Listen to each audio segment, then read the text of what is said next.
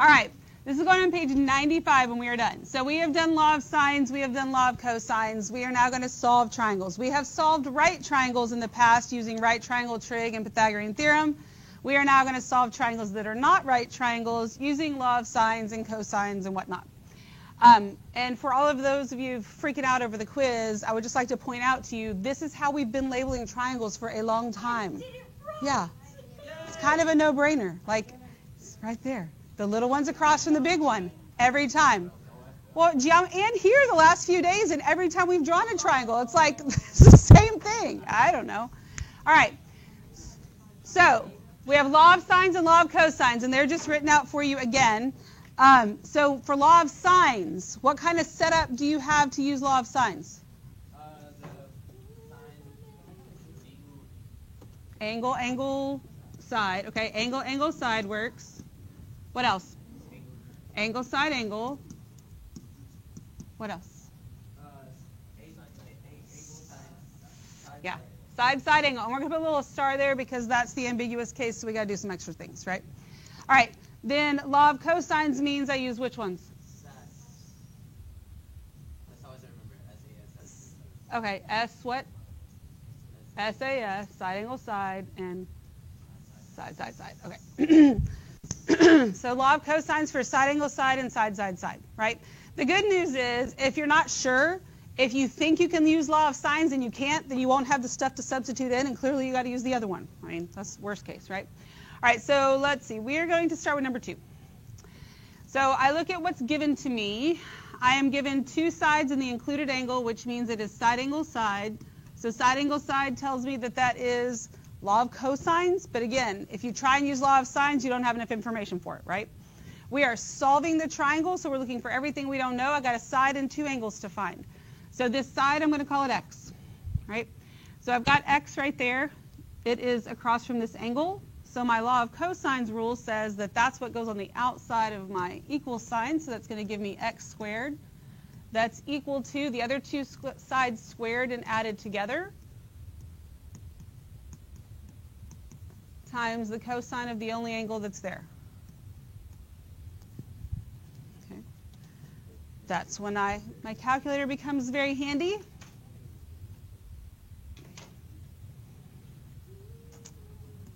And when you are solving triangles, most all of the time you need to store the answers that you found. So once you find x, store it.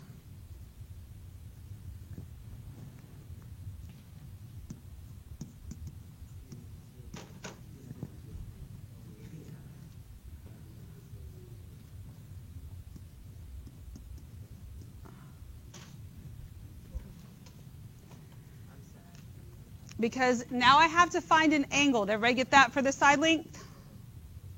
Yes? All right, so then we have to find the angle. Or we have to find one angle. We can either find P or we can find Q first. It doesn't matter. We'll find P first. Right, so in order for me to do this, I could use the law of cosines. I have enough information for that. But I could also use the law of sines. Which one would you rather use? Which one's easier? Cosine, sine. Sines, I think, is a little simpler when you're not looking for an angle, but it's a matter of opinion. It really doesn't matter. You'll get the same answer either way. The law of sines is the proportion one, so kind of a nice one. So I'm going to use 87 goes with x that I just found. P goes with 28, and I'm looking for angle P. So I'm going to have the sine of 87 over x, which is stored in my calculator, and I'm literally just going to use x, equals the sine of P over 28. Okay. Then you can solve that, and whether or not you actually even write out any more work, you don't necessarily have to do that. You just have to be able to solve for P. So the rest can be button pushing on your calculator, and that's fine.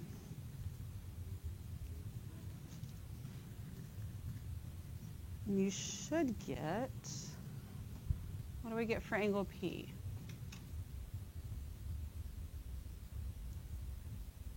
What do we get for P? 60.945. Good. All right, so then to find angle Q, do I need to do the law of sines again? No. I mean, I can, but I totally don't have to. You have that 60 degrees staring at you in the calculator, just add it to 87, subtract all that from 180, and get your other angle.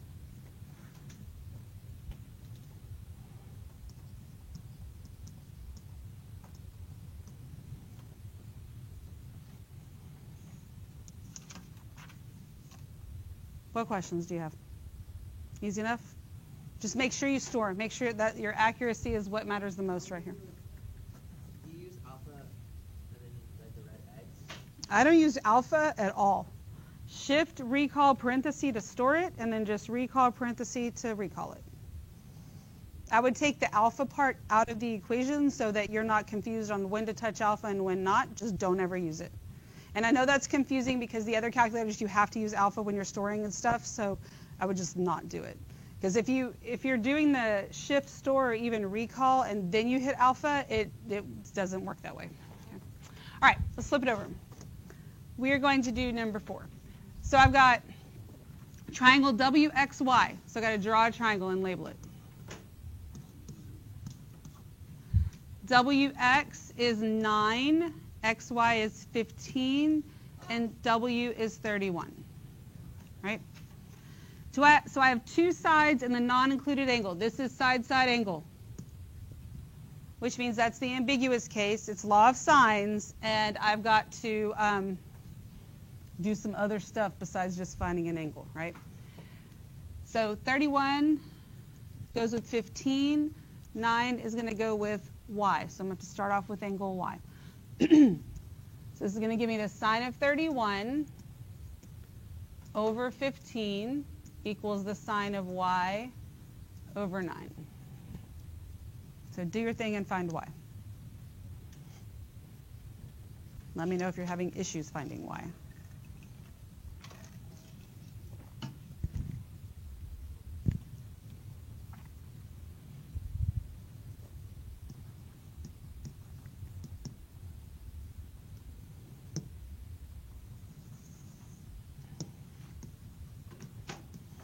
Okay, so when you get this, is the measure of angle Y just 18? No, it is 18 point what?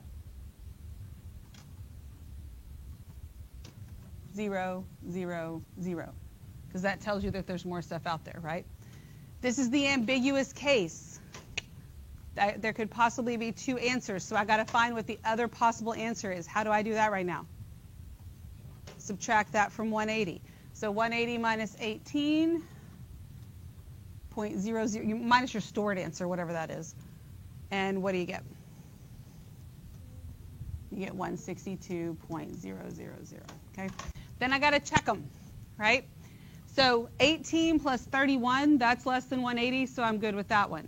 162 plus 31, way more than 180, so this one does not work, and this is my only angle Y. It is possible to have more than one answer there. So there's angle Y. And I would have that stored in my calculator if I were you. Okay? We all good with that? All right, so then I need to find, what else can I find right now? Can I find the measure of angle X? Yes. So it's actually 17 point something, isn't it? Or is it 18 point something? Oh, it's 18 point something, something, something. Yeah. All right, so whatever that stored number is, I'm going to add that to 31, subtract from 180. So I can get the measure of angle X, which is going to end up being 131.000, right? And store that number. You want that 131 stored.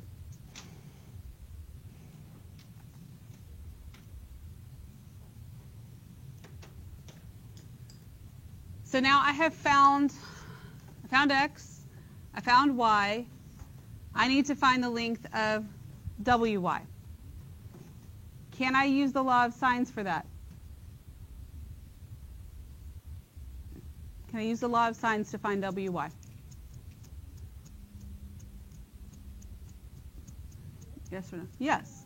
Because I got 31 that goes with 15, right? I found angle X, I have it stored, and it goes with WY. So I'm good. I can do that. So I'm going to have the sine of 31 over 15 equals the sine of the X stored in my calculator over WY.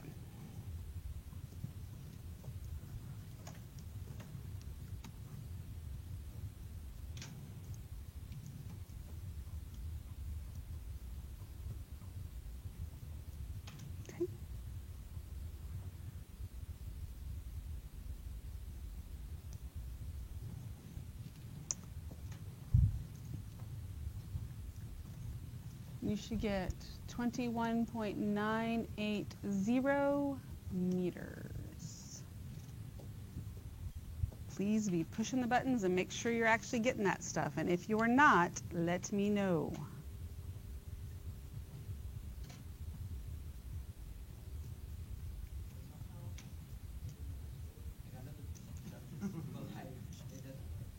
Are you hitting the alpha key? Okay. Shift, recall, right parenthesis. With it, yeah, that's it. And then, so is it stored but you don't know how to get it back or what? Okay, so then you just do recall, right parenthesis. Then you didn't store the right thing. But does that make sense? Okay, because the reason we're doing shift recall is that it's actually store. We just need it to be yellow. Yes. And you just leave out the alpha step. Okay, what questions do we have? We good?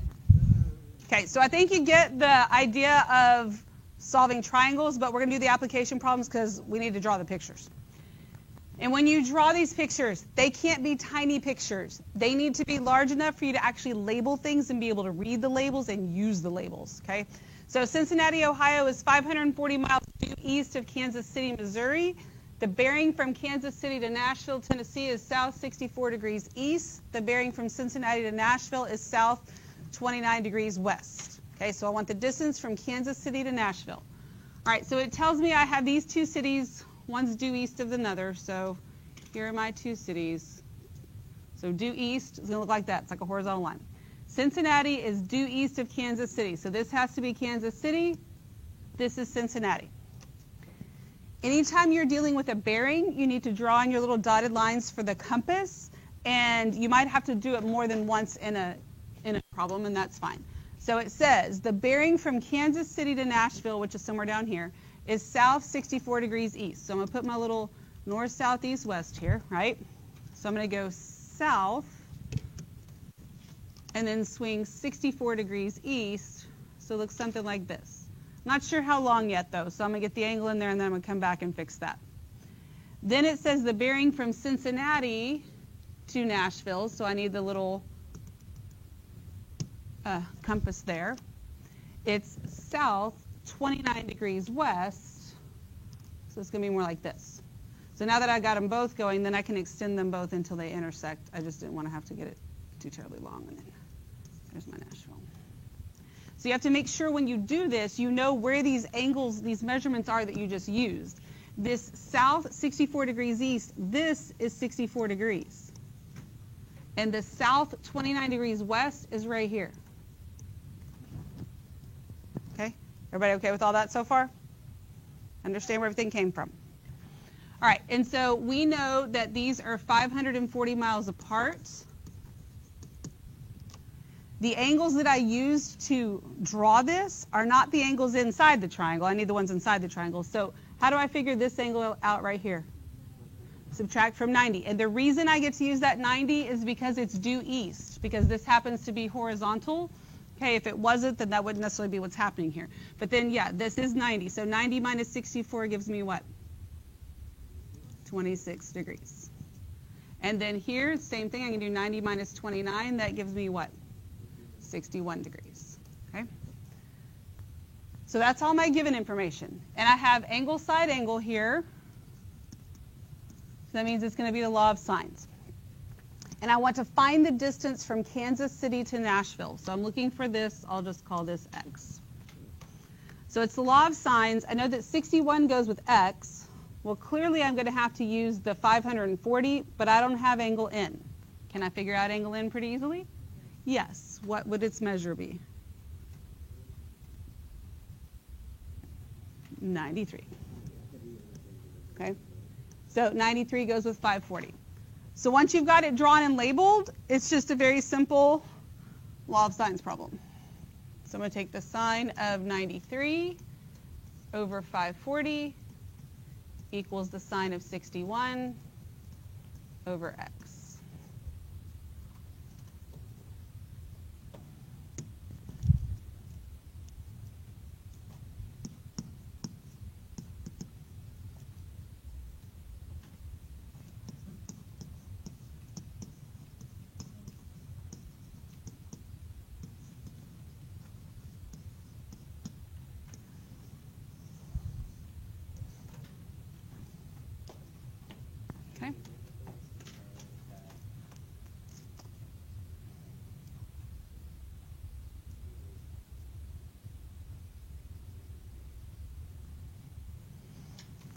All right, what questions do we have?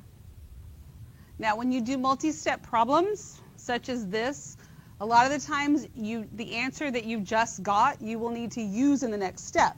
So you either want to go ahead and store it just in case, or you want to read ahead and see if you need it before you clear your calculator off, right?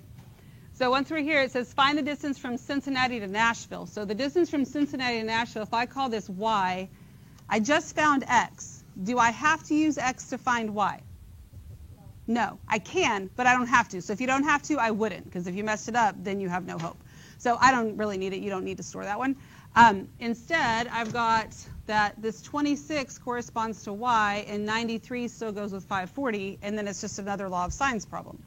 So I'll start off again with the sine of 93 over 540 equals the sine of 26 over y. And again, I had enough information. I could have used the law of cosines, but I really think that law of sines is going to be your go-to thing besides instead of law of cosines. If you have a choice, you don't always have a choice.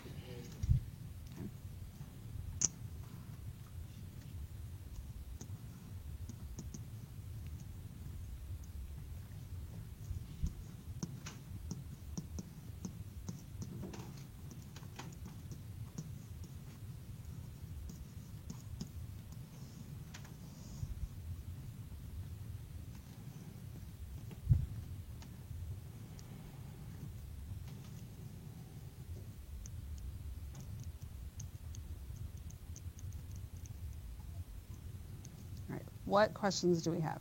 Anything? All right.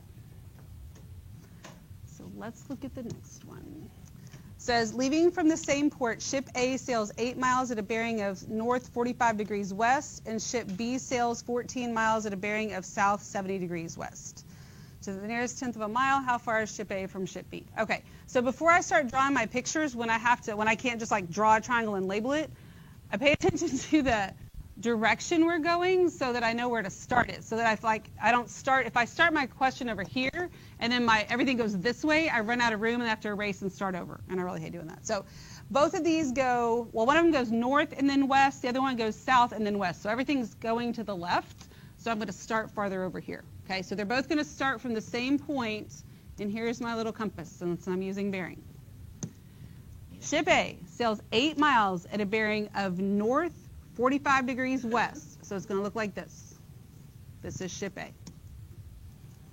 Ship B sails 14 miles at a bearing of south 70 degrees west. And it's longer because it went farther, because this was 8 miles. And this was 14 miles.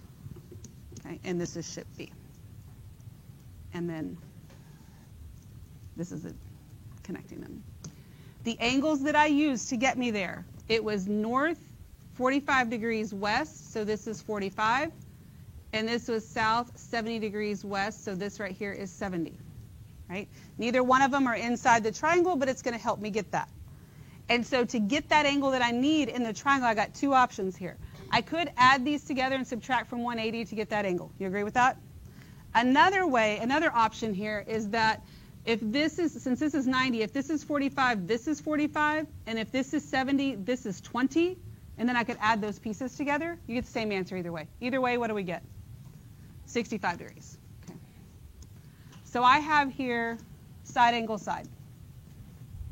So the only thing I can find right now at this moment is that other side. And then once I have that, I could do some other things. But it says the nearest tenth of a mile, how far is ship A from ship B? So I'm looking for this right here. So I can do that with the law of what? Cosines. Here's my angle side relationship. So the side goes on the outside. That's equal to the other two squared and added together. Minus 2 times them multiplied together times the cosine of the angle. Once you find x, store it.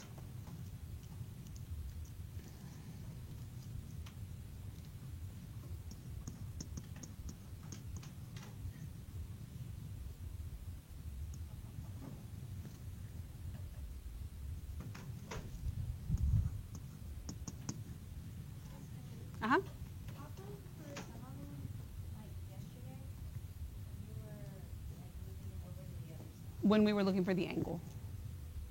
It depends on where your variable is. Here we're not looking for the angle, so we just get to type it all in. Does that make sense? Okay.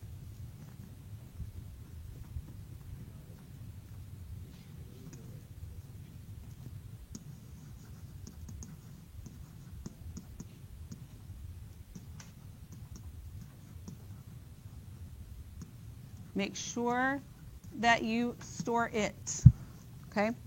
And what do I say? Ship A is how far from ship B? Is it 858 or 12.9? Why? Because it says to the nearest tenth, okay? Remember, it is 3 decimal places unless you're told otherwise. So you have to read the question. If you're told otherwise, you got to make sure you're answering it correctly. But I cannot type in 12.9 later on when I need that. I need the stored number, okay? We good? What'd you get? Take the square root of it?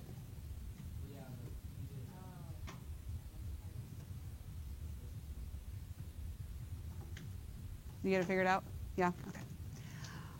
All right, so now it says, if ship A sails to ship B, what bearing should it take? So here's ship A. If we sail to ship B, it says what bearing should it take? Okay, so that means that I need to look at, again, my compass on here. The bearing that ship A would take to ship B is going to be south something west. You agree with that? It's south something west. So it's not this whole angle. However, doing the law of sines or cosines, angle A, the whole angle A is the only thing I'm able to find. So if I find all of angle A, I got to figure out what to subtract here to get the piece that I actually want. So how do you think I can figure out what this measure is?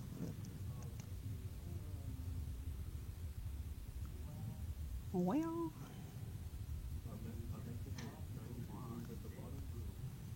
bottom.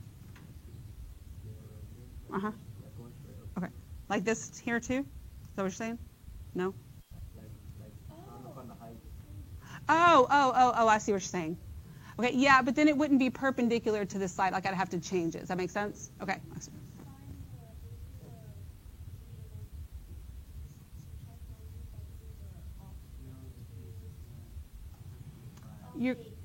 Yeah.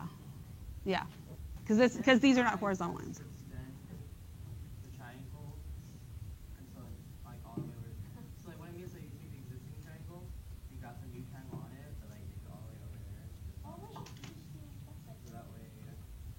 I don't think so, but I'm not sure what you're saying. So you use 45 right there and then go. Yeah. You see this little 45 right here? You see how these are? Yeah, I think some of y'all you were trying to think down the right roads. Okay, that's a good thing. But okay, but do you see how these two? I'm connecting those two little grids, right? And so I know that if this is 45, this is 45 because this whole thing is 90, right?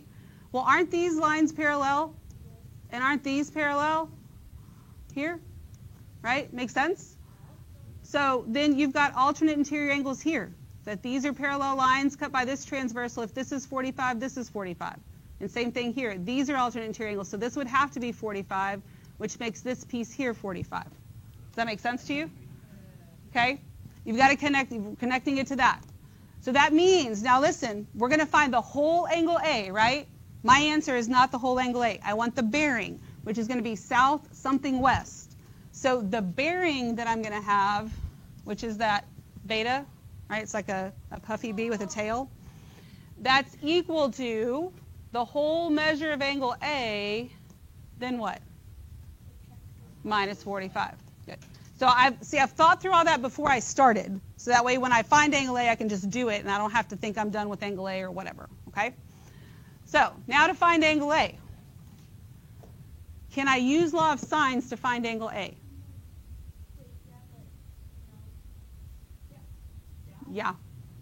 Yeah, but no, but yeah, I can. Okay, because we found x, right? We already have x, and it's stored. So I have this angle across from this side. I have this side, so I have this angle that I'm looking for, right? Does that make sense? So this angle right here, goes across from that one. So I'm going to say that the sine of 65 is over x is equal to the sine of a over 14.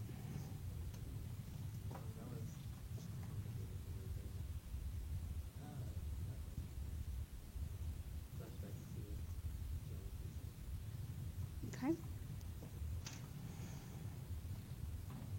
So we should get that the measure of angle A is 80.676,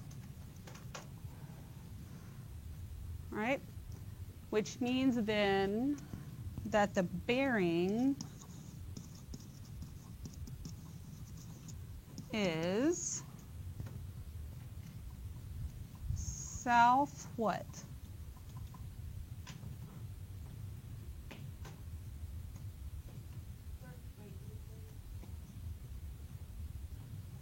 How do I find the bearing part of this? Wait. 35 point, yeah. Yeah, it's 35.6 Degrees. So it's south, 35.67 degrees, what? West. Yeah. Okay. What questions do you have? Now, I want to point something out to you that I forgot to point out this morning. We just used the law of sines to find an angle, right? And when we've been doing that, we've had to find the other angle and test all that stuff, right? We didn't have to do that here because we didn't really have a side-side angle situation. We already had a side angle side situation, which means this triangle is what it is. So the angle that I get after using all that stuff, since I used law of cosines first, is what I get, and I didn't have to do that. Okay, I didn't only have two sides in the non-included angle. Okay, so that's why it made it okay not to do that. All right, what questions do we have? We good? Draw and label your pictures legibly and big enough for you to be able to deal with.